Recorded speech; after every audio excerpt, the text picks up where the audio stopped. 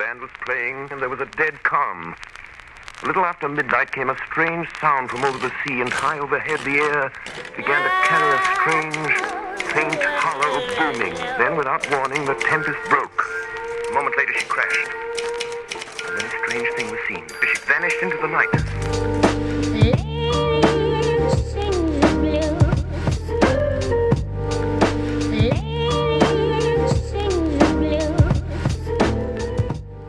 Mario Verdugo es una voz de importancia en el contexto de la literatura chilena actual. Su textualidad crece y se ensancha en títulos como Apología de la droga y el reciente Robert Smithson y Robert Smith.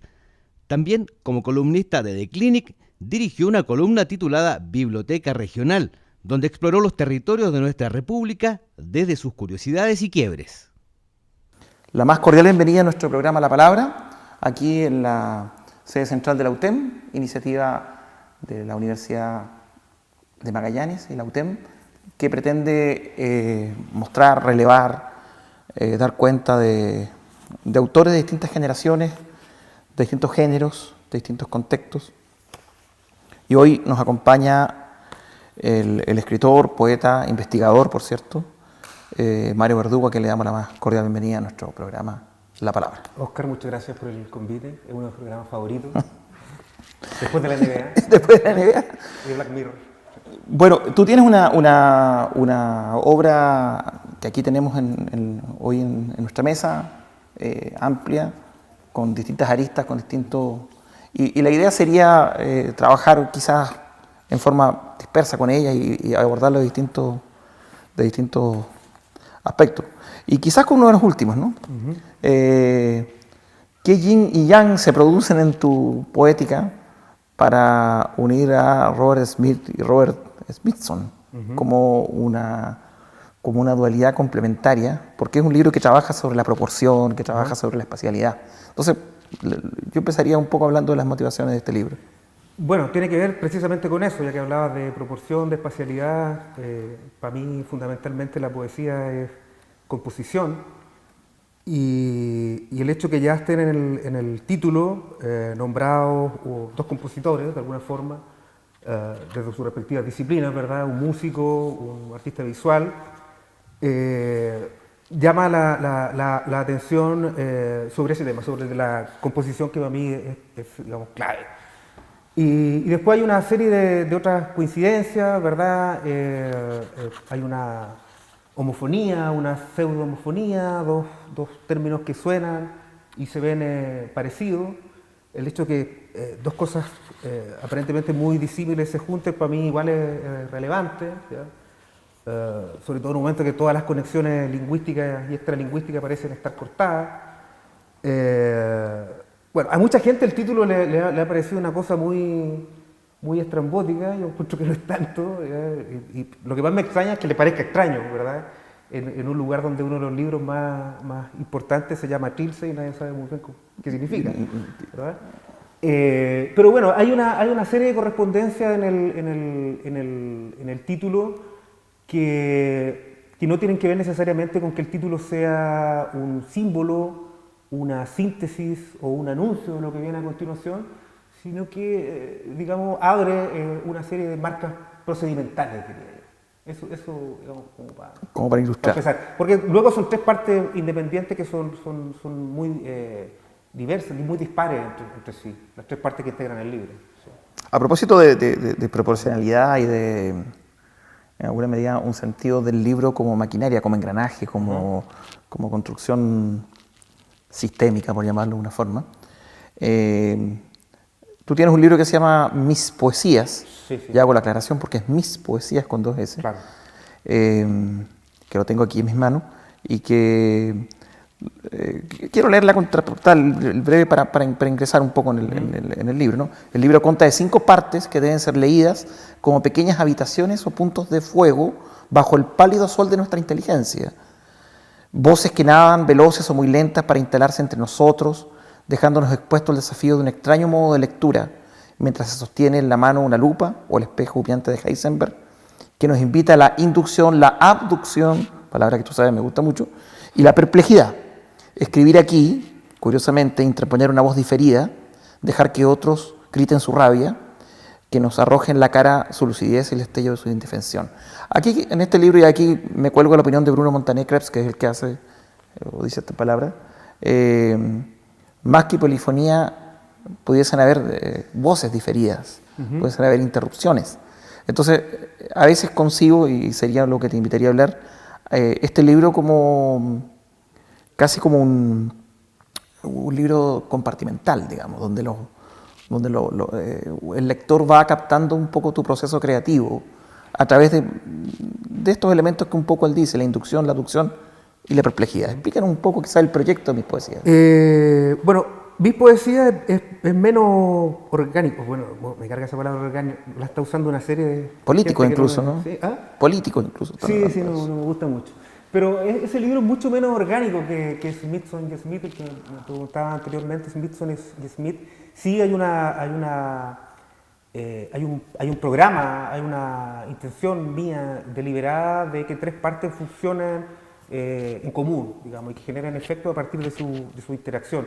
En este caso no, y ahí más bien diría yo que recogí textos que estaban escritos en distintos momentos y que posiblemente pueden publicarse de manera independiente. O sea, de hecho, hay una primera parte, es absolutamente moderno, apareció hace poco en México como una plaquette independiente. No funcionan independiente. Pero sí, claro, hay una tendencia a usar voces que son muy alejadas de lo que yo soy, ¿verdad? Y que me sirven para hablar cosas de las que a lo mejor yo no quisiera o no pudiera hablar. En la primera parte hay el tipo que habla es un cinéfilo medio posmo, alertado por las decisiones de su personalidad. Después el segundo que habla pareciera ser alguien que viene saliendo de una cirugía, ¿ya? Que es medio sinestésico, ahí que está confundiendo los colores y los sonidos.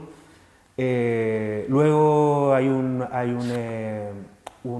escritor amateur que se arrepiente de su pasado perdulario.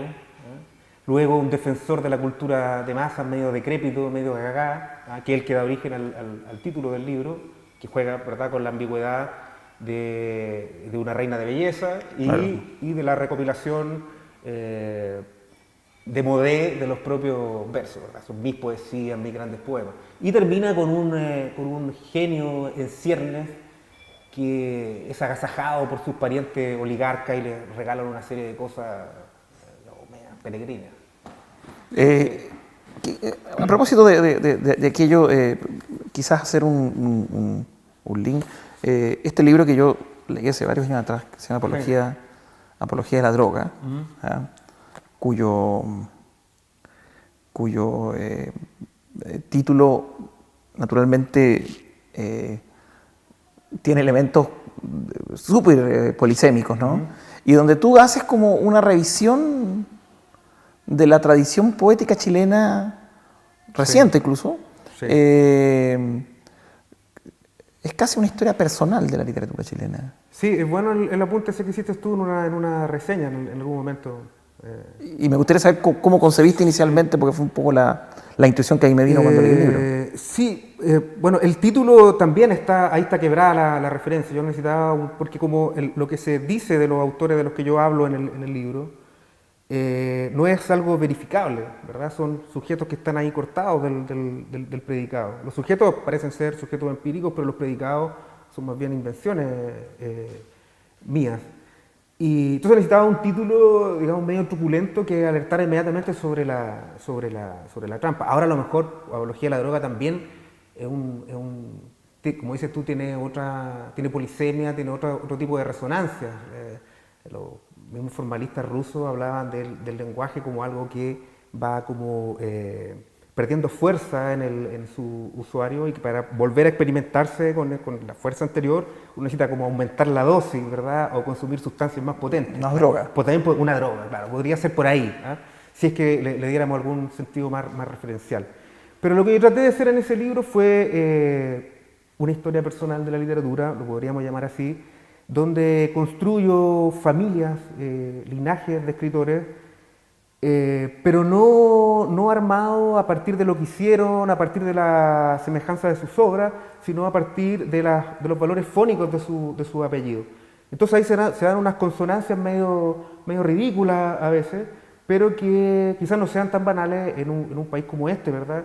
Que está tan armado a partir del llamado orden de la familia, ¿verdad? De la heráldica familiar. Título de un cuento de Jorge Edwards. Exacto, ¿cierto? ¿verdad? Entonces, ¿qué hago yo ahí? Es desarmar esa heráldica familiar, desarmar el orden de la familia, que también afecta a la construcción del canon chileno, ¿ya? Hay gente que ha dicho que efectivamente el libro juega un poco con la posibilidad de hacer una crítica del uso de la cita o del uso del nombre como autorización, ¿verdad? Como uso de fuentes prestigiosas. Esto de yo me formé con Lin, yo fui al taller de José Donoso, se van construyendo familias igual. Genealogía. Exacto, y entonces en la apología de la droga podría ser como una suerte de meta-name dropping, ¿ya? Como el citar nombres de una manera aparentemente descabellada. Por ahí va. Por ahí va, creo. Sí. Nosotros nos vamos a una brevísima pausa, vamos a la poesía de una manera cotidiana y retornamos con Mario Verdugo.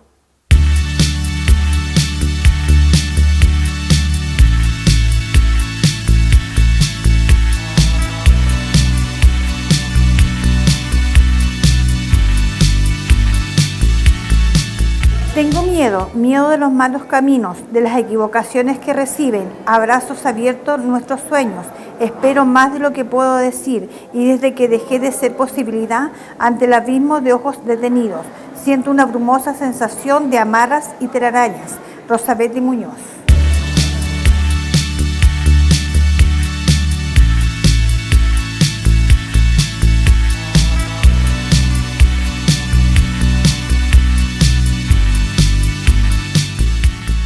Estamos de vuelta aquí en La Palabra, conversando con el poeta Mario Verdugo y con algo recientemente salido del horno, ¿no? O salió hace muy poquito, que es las parejas heteros del siglo XX. Yo, con unas palabras, la invitación que hace Christian Gacy ya está interesante, porque dice un road movie noventero sobre bajistas en gira, una micronovela fragmentaria, una especie de vórtice que envuelve gracias al sonido y la repetición de referencias, fórmulas expresivas que dan la ilusión de una trama tal vez inexistente, pero que absorbe y hipnotiza. Cuéntanos un poco el proyecto del libro y te rogaría que, sumado a eso, nos leyeras un texto para ilustrar. Sí, acaba de salir por la Liga de la Justicia Ediciones, que es una editorial de origen ariqueño, pero que está, digamos, se ha expandido por el resto del territorio, en buena hora. Y bueno, podríamos decir que hay un nexo narrativo en este libro donde aparece un sujeto mayor, algo trastornado, medio alienado, que entra en contacto con una pareja más joven, un tanto hipster, ¿ya? O a lo menos modelada en su imaginario por lo que viene de la cultura de masa y específicamente de los videoclips noventeros y de la road movies noventera. Entonces ahí, a partir de ese encuentro se genera lo que suele generarse en un relato de carretera, que es una búsqueda de la identidad propia y también el recuerdo de la vida urbana que se ha dejado atrás, ¿ya? Ahora, las parejas heteros son parte, digamos, del universo temático del libro y en ningún caso, pongo el parche en telería, en ningún caso hay nada que se parezca a una odiosa afirmación straight, así como heterosexual, digamos, o heteronormada. Heteronormada. No, al contrario, yo diría incluso que si alguna visión se proyecta de esta pareja, es la visión de una pareja que existe prácticamente solo como un objeto de consumo vintage, ¿ya? Como una mitología en el sentido bartesiano, una construcción cultural que tiene una cierta validez histórica, pero que definitivamente ha entrado en una gran crisis. ¿Ya? Eso es más o menos lo que ocurre en el libro. En el libro. Sí, yo creo que ilustran un poco con un texto. Voy a leer los primeros entonces. No fue al probarnos su impermeable, ni fue al prestarle unos audífonos, no fue al dejarlo atrás por la pendiente, ni fue al frotarle un paño húmedo. No fue tampoco cuando dijo lo que traía en la guantera. Sus ojos recogían casi todas las fichas de un tablero dado vuelta 2 noches atrás.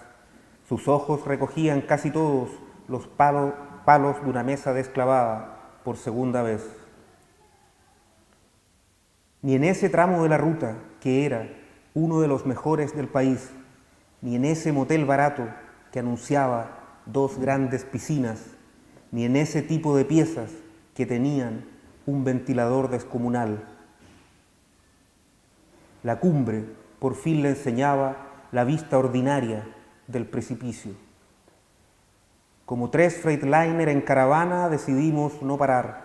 Como blancas líneas segmentadas decidimos no seguir.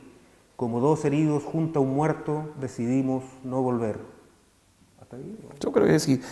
Yo quiero abordar un aspecto que me interesa mucho de tu trabajo, retomando una palabra también de Raúl Ruiz, que dice que Chile gravita entre la farándula y la academia, que tiene Claro. ese problema que nunca se logra poner de acuerdo. Sí. Pero yo sé que tú has generado proyectos de investigación o de acopio importante, y que muchos de esos tuvieron alguna bajada en términos masivos en una sección que tenías en el semanario de Clínica que se llamaba la Biblioteca Regional, Claro. que yo la disfrutaba mucho, que era era pesquisar escrituras excéntricas, ojalá de provincia, que tuviesen recovecos insospechados desde la interpretación. ¿Con qué cosas te encontraste en tus navegaciones por ahí? Bueno, fueron una 50 de autores. ¿Qué sale publicado, me dices? ¿Ah? ¿Qué va a salir publicado? Va a salir publicado ahora en marzo, por Overol también. El título sería Arresten al Santiaguino, Diccionario de Autores Regionales, tomo 1. ¿Ya? Arresten al Santiaguino es un título... De una película, ¿no? No, es a partir de una revolución civilista regional de principios del siglo XX que hubo en Antofagasta. Entonces, cuando ocurre esto, desde Santiago les mandan un avión con ametralladoras para pararla. Y con esa consigna. Y tiene una orden de arresto, arresten al Santiago. Cuando llega el general a cargo de parar la rebelión, los antofagastinos lo toman preso. Y esa es la crónica de Julio Asmussen, que era un dramaturgo y cuentista, también ligado al periodo de auge cinematográfico en Antofagasta. Bueno, por eso una 50 de autores, como dices tú, todos están vinculados a alguna parte no metropolitana del territorio chileno, con la que se ligan más o menos fuerte, y que también comparten cierta extravagancia, cierta rareza, pero además plantean, o con su vida, o con su obra, o con ambas cosas, formas de intervenir en el mapa hegemónico de Chile, ya en el ordenamiento territorial de Chile, que como sabemos todos es marcadamente centralista. ¿Ya? Y eso es más o menos la idea de la biblioteca regional, que se extendió por unos 4 o 5 años en el Clinic y que ahora estoy ahí terminando de editar para transformar en el libro que deberá salir en marzo. Cuéntanos algún dato excéntrico que te hayas pillado ahí. Bueno, hay mucho. De partida hay 2 autores que tienen coincidencias onomásticas que para nosotros pueden ser risibles, que para ellos fueron bien trágicas. Hay un Julio Iglesias y un Antonio Bodanovich. Los 2 antofagastinos también. No sé si es Julio Iglesias. Bueno, pero claro, Julio Iglesias era un poeta que entre las cosas interesantes que tiene fue haber creado un sistema infalible para ganar fondos culturales, ¿verdad? O sea, porque él, que por todos los años publicaba, en 1950 él publicó Con Barbalá y su historia, Premio Municipal de Con Barbalá. Después, 1951, San Javier en su literatura, Premio Municipal de San Javier. Y así iba todos los años y bueno, ahí hay una... Captó el sesgo municipal, Claro, y Antonio Bodanovich fue un connotado abogado cuyos libros todavía se estudian en muchas universidades, pero él además publicó un libro de crónicas, bueno, no le llamaba crónica, le llamaba kiosco, porque inventó un género, y publicó 2 tomos bajo el título Kermés, donde hablaba, entre otras cosas, del adulterio, del alcoholismo, del sexo anal, otra serie de cosas. Y él mientras el otro señor se encaramaba al Festival de Viña, repartía antorchas y se preparaba para rendirle honores al tirano en Chacarilla, En ¿cierto? Chacarilla, claro. Y escribía las lyrics del Miss Chile. De mi Chile, exactamente. Y él tuvo, y habían dos Antonio Bodanovich más en la literatura chilena. O sea, hubo 3 escritores chilenos de Antonio Bodanovich. Un tipo que escribía manuales de artillería, un militar. Y el otro Antonio Bodanovich, si mal no recuerdo, escribía unas novelas de asunto burocrático, así más o menos en la línea de Gonzalo Drago, de Jaime Lazo, o fecha más reciente el mismo Marcelo Mellado, o Mijovilovich. Y así un montón de más, Puntarenense, está Mandradel, claro. que entre su planteamiento estaba una subvención estatal para el caleuche. Por el caleuche, claro. O Pepita Turina, Que también inventó un género, el multidiálogo, donde funcionaba como una bandejera o una moderadora de celebridades que conversaban en la misma página. Entonces ella conversaba ahí con Sartre, con Jung, no me acuerdo si con Derrida, y ella aportaba sus ideas que siempre eran muy lúcidas también. Bueno, son 50. Sí. Mario, te agradecemos haber estado Ya. hoy día. Se nos hizo corto, había mucho más que abordar, pero te agradezco la presencia hoy en la palabra. Gracias a ti, Oscar. Y nosotros nos vemos hasta un próximo programa. Nos vemos, simplemente. The band was playing, and there was a dead calm. A little after midnight came a strange sound from over the sea, and high overhead the air began to carry a strange, faint, hollow booming. Then, without warning, the tempest broke. A moment later, she crashed. And then a strange thing was seen. She vanished into the night.